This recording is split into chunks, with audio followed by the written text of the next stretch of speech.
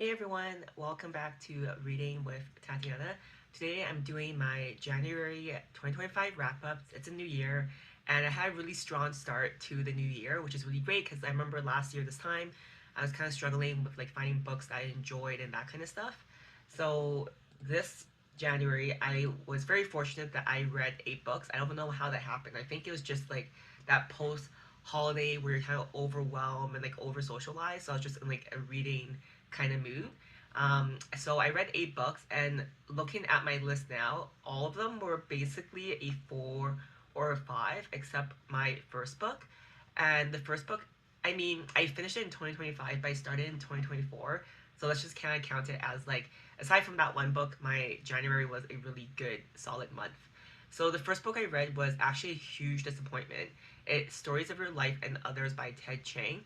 I had read his other collection of short stories, and it just made me really sad because I had I think what happened was I came across his writing because he wrote a short story for the movie that inspired the movie Arrival, and I really enjoyed that movie. I feel like every time I rewatch it, there's just more layers to that movie, and I really enjoyed the concept of it, of how these aliens are coming from elsewhere and how language can be interpreted so differently, and also kind of like how time isn't linear. So I really enjoyed that movie. So I wanted to read the short story that Ted Chiang wrote to inspire this movie. So 2 years ago, I read his collection called Exhalation, and I remember I read that whole collection of short stories, and after I was like, I don't know which story inspired Arrival, because these short stories, like, there's room for interpretation, and I don't know like what luxuries the movie producers took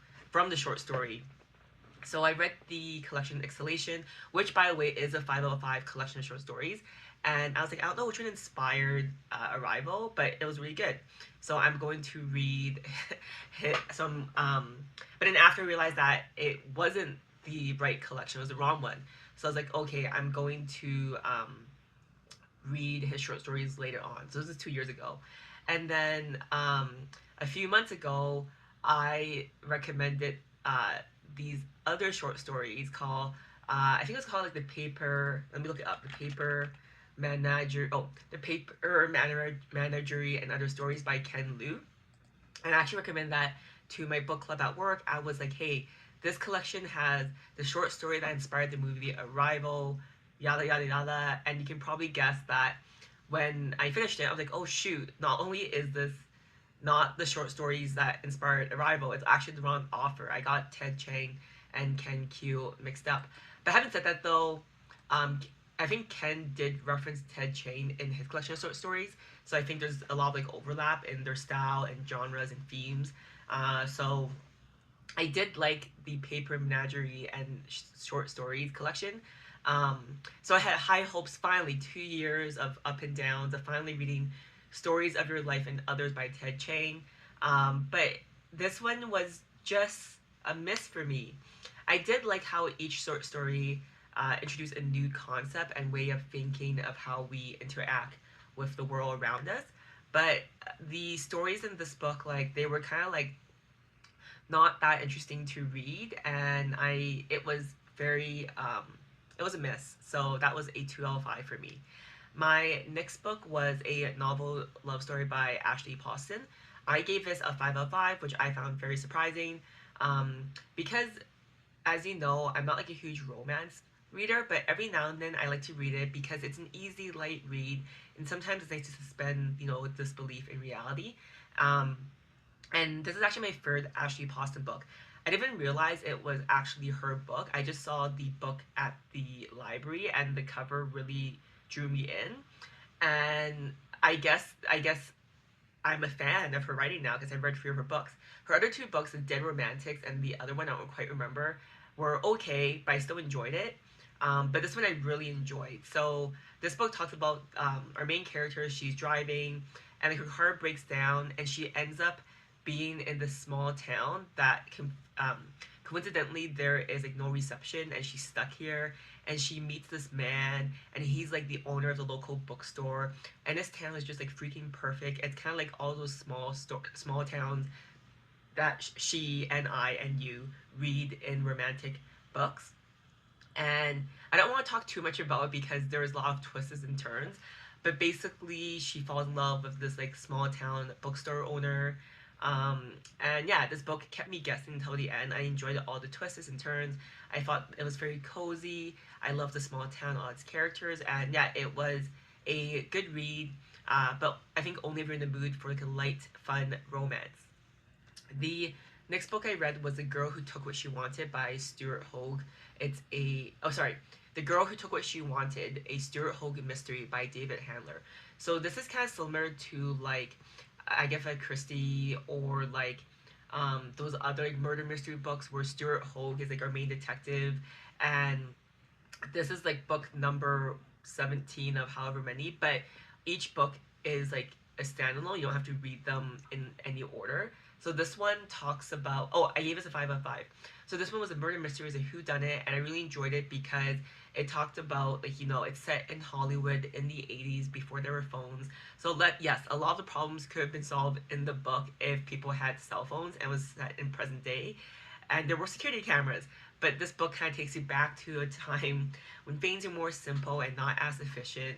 And I really like how it talked about like, this young Hollywood person who was at the cusp of being a reality TV star, and she was brutally murdered, and she's surrounded by all these people and who murder her, and it was just really fun. I honestly didn't suspect it who it could have been until the end when it was revealed. So I really enjoyed that because it kept me at the edge of my seat. I also love like all the calls to like the 80s when you have to like use a pager or a beeper to contact people, because obviously, as I said, like this story would not exist if set in 2025. The next book I read was a classic. Every year I tried to read at least one classic because I didn't read a lot of classics in high school or growing up. So this one is Brave New World by Aldous Huxley, and I gave this a 5 out of 5. Um, I will stand by my opinion that if you read this book and you don't give it a 5 out of 5, that you're wrong and I'm right.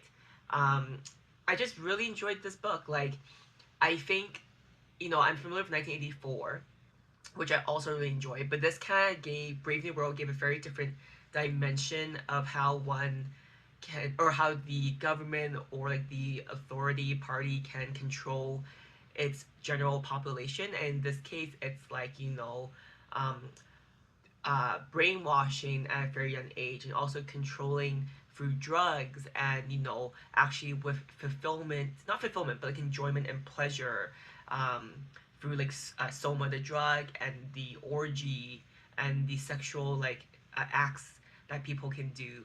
And it's just so interesting because it's a very different way of introducing the idea of how to control your population, and like also thinking about how this book was set, or sorry, this book was written in the 1930s really blows my mind, because I feel like back then, my impression of back then was things were very rigid and very like not open minded. So I feel like this book, when people read it back in the day, were like, "WTF am I reading? This is so wild. This is so insane," and I just freaking love it because it talks about how um, the idea of there will be no uprising or rebellion because everyone was grown perfectly in the lab and assigned to the role in life. Yet the human condition is that our characters in this book still find something missing. So even when you control everything from the start of life, things still go awry. So I just really enjoyed this book. I think it's a must read. The next book I read, oh man, this book was so great. It's Welcome to the Hyunam-Dong Bookshop by Hwang Bo-Reum, translated by Shanna. And this is a 5 out of 5. This book I read is kind of this new emerging genre that's really popular in Korea called like cozy reading. Not cozy reading, sorry, what was it? Like something like healing genre, because in Korea, if you're not familiar with the culture, is it's like almost like hyper capitalistic. Like, there's lots of like comparing yourself to the Joneses, a lot of like competition and being the best. There's also a huge focus on looks and how what success looks like, and success how it looks like it's very like one way. So this book, like, it's a great book because it's a book club book, and I think this book, there's so many characters where my coworker made a good point that when we meet all these characters, they are just getting over something that happened in their life, and now when they meet in this bookshop, they're all like coming to terms about what's next for their life, and how their next thing that they're coming to terms with is so different than what they've been taught or been believing. And this book is just really cozy because there's so many characters that, from like, from like a teenager to like someone in their 50s, to people who are divorced, to mothers, just people figuring things out. And it really shows that there's no right way to do things. um, and at first, this book I think can be boring because it's very slice of life and there's no drama or even crazy that happens. But like, I really enjoy it because you really see how each character grows and changes, and I think you can really relate it to your own life or people around you. One of my favorite quotes from this book is, "A day well spent is a life well lived." I really resonate with that quote because sometimes I think we get stuck on thinking about, what am I going to achieve 1, 5, 10, 15, 20 years from now? What's my legacy when I'm leaving on this earth? What's the impact I'm having? Which are all great questions that you should ask yourself if they're important to you. But we're not guaranteed tomorrow, we're not guaranteed next week. So really think about like the today and present, and just like, if you had a good day today and then you have a good day tomorrow and then maybe another good day, like that's a pretty good week. And then just focus on like, being content, being happy. And I just love this book because it really causes you to slow down and just, be grateful. The next book I read was Cutting for Stone by Abraham Verghese, and this was a 4L5. This was a slog because the author is a doctor, and I felt like there was lots of medical things that happened in the book that were really extended, and so many of it. So for me, as a regular person, it was just like, does this medical procedure or medical explanation add to the plot? Most of the times I felt like it didn't, but obviously I understand the author as a doctor. It's his specialty. Um, and I would Google things, and I'm just like, I don't understand what this means after Googling it. Having said that, though, I really enjoyed the story. It talks about um, the, I mean, it's basically talking about these twins that were born and then they were conjoined and they were separated, and it follows them from birth basically until their like old age, as well as like epic historical stories that span over two continents, America and Africa, East Africa, Ethiopia specifically, and decades. And it just covers these two boys' story, but also all the characters in their life, like their parents, um, people that adopted them, their love life. And then while we follow all these stories, it also gives you a bit of context of all the political tensions happening in Ethiopia and Eritrea, and also what's it like coming from as an immigrant from Eastern Africa to America. And it was just a really good book. It made me really feel like, I think I enjoyed this book because it really, there's no good guy really. Like, everyone's doing their best, and sometimes their best isn't good enough. So I felt this story was just really good, and it was really heavy, and it was great. I loved it. The next book I read, very exciting, was one of my friends in my book club. Her brother wrote and published his first book. So it's called Sound of the Forest. It's book one of the Mere Mortal series. The series isn't complete. He's only written this book. And his name is Jacob Tamlin. So I gave it a 5 out of 5 because obviously I want to support this new writer, author that's my friend's brother. But also, if you've been watching my channel, I always say I do not like fantasy. And I think I held on to this belief because I didn't like fantasy growing up. I'm not like a Lord of the Rings, Harry Potter fan. So I think because I don't have the same enthusiasm as people in my life about fantasy, I was like, oh, I don't like fantasy. But I wanted to read this book just to see what it is. And I guess some background is I started playing Dungeons and Dragons in 2020, and I stopped since, but I played it for a few years. And I think now, because I know more of like the mechanics of the D&D world and the lore of like fantasy a bit, I actually freaking really enjoyed this book. And I think this book made me like, oh shoot, like I actually do kind of like fantasy. And this book I enjoyed because it felt like a D&D campaign. We meet these characters, they have different like objectives and motives or situations. They come together, there's a common thing that they need to like face, and they become a party and they walk through their adventure. I'm kind of sad because this is the first book. It was just published, so I have to wait maybe a few years, hopefully not, for the next book or the rest of the series. But I really enjoyed it, and I think I gave it a 5 out of 5 because it made me realize, like, oh, I do like fantasy, so I'm going to explore it a bit more. The last book I read was Little Fires Everywhere by Celeste Ng, 4 out of 5. I I almost want to give it a 5 because I couldn't really put it down. However, the reason why I didn't was because I was very intrigued by how the story started, but I felt it took too many detours to get to the point. And sometimes when there was a flashback, it it was so it was so long that I kind of forgot that was a flashback, and I go back to present day, and I was like, oh shoot, yeah, we're in a flashback. Um, but I still enjoy it because there's so many characters, um, and even though the book was objectively quite a short book, I felt like each character was fully developed, and I was kind of like rooting for them, or if not rooting for them, at least understood where they were coming from.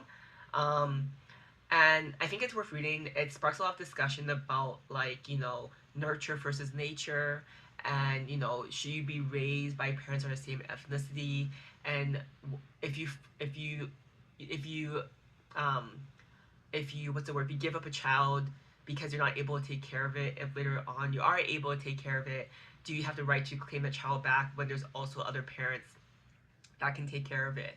So yeah, this book I think sparked a lot of discussion. I really enjoyed it. I just felt that it took too many detours to get to the end. And yeah. Anyways, that's the end of my January wrap ups. Thanks for watching.